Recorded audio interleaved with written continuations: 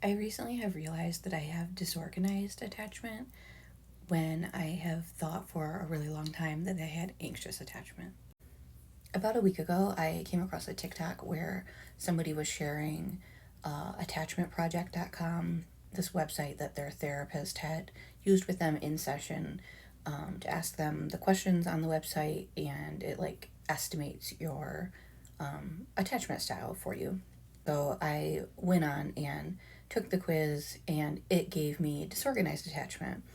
And in addition to that, if you give it your email address, it will plot your attachment style with different people. So it asks you questions about your relationship with your mom, questions about your dad, partner, or people you've dated in the past, like how you typically relate to romantic partners, and then kind of more like general questions about like how you relate to kind of like most people or friends or whatever. And so it's possible that your attachment with your mom might be anxious, and your attachment with your dad could be avoidant, or any different combination. And that was especially interesting to me, was seeing where it plotted each of my parents, where it plotted my husband, and where it plotted like kind of my general attachment style. Or and it also like gives you specific numbers for how like anxious you are versus how avoidant you are with each of those people. And while I was surprised that it gave me a disorganized result, and I was surprised that nobody in those plotted was actually in the primarily anxious box, I was especially interested by like how it ranked my avoidance level and anxiety level with each of those people, because it just seemed accurate. Like it made sense once I really got like looking at it. And like part of me at first was like, this is just some like online quiz, like this doesn't mean anything. But just because of course it's not like a diagnostic tool and yada yada. But like the more I thought about it, and the more I thought about how anxious I am with somebody versus how avoidant I am of like vulnerability with them, it just really made a lot of sense. My score for how anxious I am with my husband specifically is higher than my avoidance score with him.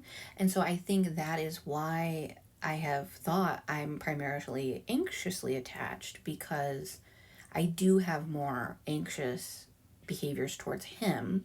And like so much content out there primarily talks about attachment style in relationship to like your spouse or who you're dating. And so I was looking at how I interact with him as kind of the primary way of getting a reading on my attachment style. So like my logic makes sense. And I've also started to recognize that I have more like avoidance with him than what I realized. And that kind of came in through like some somatic type work we've been doing. He's been giving massages every day. And the goal with this is just to kind of like get me more in touch with my body. The goal with the massages is that I like guide him in like where to touch me in, and like how much pressure to use and things like that, just to try to like notice and cater to what feels best to me. And that's been good for a whole host of reasons. I have like other things I'll eventually share about that experience. The biggest takeaway that feels relevant to this video is that I have realized that part of how I have convinced myself that I am anxiously attached is I kind of like listen to or accept my like anxious attachment related thoughts, which are like, is he mad at me? Did I do something wrong? Those kind of like really stereotypical anxious attachment thoughts that come up for me when he's having like a bad mood or having like a rough mental health day himself. So that's why I thought I was anxious with him. However, trying to do these like daily massages, I have realized that on those days where I am kind of like hyper vigilant to his mood and trying to like kind of caretake his mood, I also have a harder time like accepting massage and being as emotionally vulnerable with him. So while yes, I am seeing signs of anxious attachment in those moments where his mental health is struggling, I also am simultaneously feeling emotionally avoidant. So it's like I'm trying to caretake him and fix his mood, but kind of from an arm's distance in terms of like emotional vulnerability on my side. I had no idea that I was doing that. And I think that that is because I wasn't really accepting of those emotions that I was having, as far as like kind of being afraid of being emotionally vulnerable with him on those days, because he's such a safe person to me. Like, I could cry just like briefly thinking about it. And so, because I'm kind of like an intellectualizer in trying to like over identify with my thoughts and kind of ignore my feelings, when I think I have like kind of felt like, oh, I don't really feel as comfortable being vulnerable right now, I've just completely not identified with that, and I have completely tried to dismiss that to the point of like not really even like seeing it or feeling it.